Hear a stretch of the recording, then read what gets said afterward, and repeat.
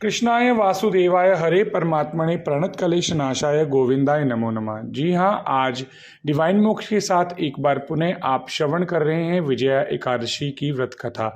हर मास में 2 एकादशियां होती हैं और डिवाइन मोक्ष का ये उद्देश्य है कि जो एकादशी रखने वाले वैष्णव हैं वो कथा श्रवण कर सके। इस बार एकादशी का व्रत 2 दिन पड़ रहा है, 16 फरवरी और 17 फरवरी को। आप उसी एकादशी को रखें जो आपके गुरु स्थान पर रखी जाती है, अन्य भ्रमों से दूर रहें। विजया एकादशी के दिन भगवान विष्णु का पूजन किया जाता है, जिससे कि कार्यों में सफलता प्राप्त होती है। यदि आपको किसी कठिन काम में सफलता प्राप्त करनी है तो आप विजया, जैसा कि नाम से ही सिद्ध होता है विजया एकादशी का व्रत रखें और विधि पूर्वक भगवान विष्णु का पूजन करें। आइए श्रवण करते हैं विजया एकादशी की व्रत कथा। एक बार युधिष्ठिर जी के मन में फाल्गुन माह के कृष्ण पक्ष की एकादशी के व्रत के बारे में जानने की इच्छा हुई। उन्होंने इसके बारे में भगवान श्री कृष्ण से पूछा। तब श्री कृष्ण ने उनको बताया कि फाल्गुन कृष्ण एकादशी को विजया एकादशी कहते हैं। विजया एकादशी व्रत कार्यों में सफलता के लिए है। इस व्रत को करने से पाप नष्ट होते हैं और मोक्ष भी मिलता है।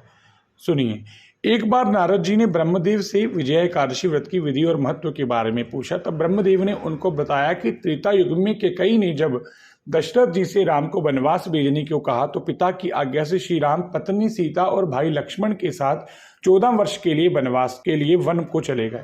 उस दौरान रावण माता सीता का हरण कर लेता है। फिर प्रभु राम जी से हनुमान जी की मुलाकात होती है।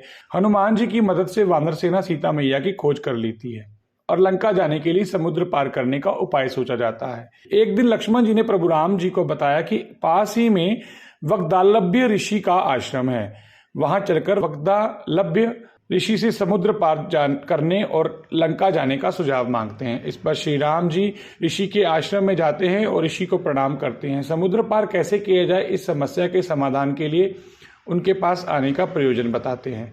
तब ऋषि ने कहा कि आप फाल्गुन कृष्ण एकादशी को विजया एकादशी का व्रत विधान से करें और भगवान विष्णु का पूजन करें। यह व्रत अपने अनुज, सेनापति और अन्य प्रमुख साथियों के साथ कर सकते हैं। इस व्रत को करने से आपकी समस्या का समाधान हो जाएगा और आप लंका पर विजय प्राप्त कर लोगे। ऋषि के बताए अनुसार श्री राम जी ने अपने सभी प्रमुख सहयोगियों के साथ विजया एकादशी का व्रत विधि पूर्वक किया।